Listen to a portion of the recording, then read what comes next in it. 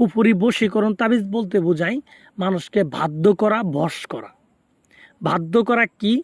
আপনার স্ত্রী অথবা স্বামী আপনার কথা শোনে না, অন্য জায়গায় পরক্রিয়া করে, আপনাকে কেয়ার করে না। তো তাকে যদি আপনি এই তাবিজগুলো করেন, এই বাধ্য করার তাবিজগুলো যদি করেন, তাহলে সে আপনার জন্য পাগল থাকবে, আপনার কথা মতোই চলবে। দুনিয়ার মধ্যে হাজারো মানুষ থাকার পরেও সে শুধু আপনাকেই ভালোবাসবে।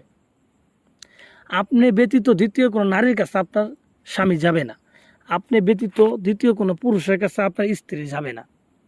ঠিক আছে? সে যদি মহা সুন্দর হয় এবং এটার মেয়াদ থাকবে আজীবন।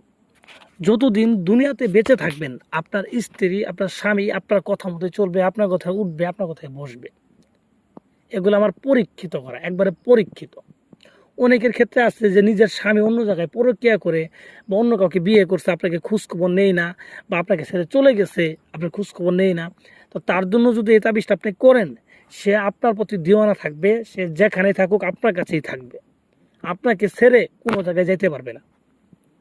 ততরূপভাবে কোনো ভাই যদি তার স্ত্রীর জন্য করেন, তো আপনার স্ত্রী যেখানেই থাকুক সে আপনার কাছে ফিরে আসতে বাধ্য হবে।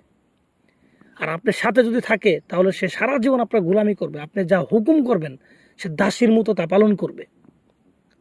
তো এই জিনিসটা কিন্তু একইভাবে যেখানে স্বামী স্ত্রীর ক্ষেত্রে কাজ হইতেছে, সেম টু সেম কিন্তু একজন প্রেমিক প্রেমিকার ক্ষেত্রেও কাজ হবে, একজন প্রেমিক প্রেমিকার ক্ষেত্রেও কিন্তু কাজ হবে।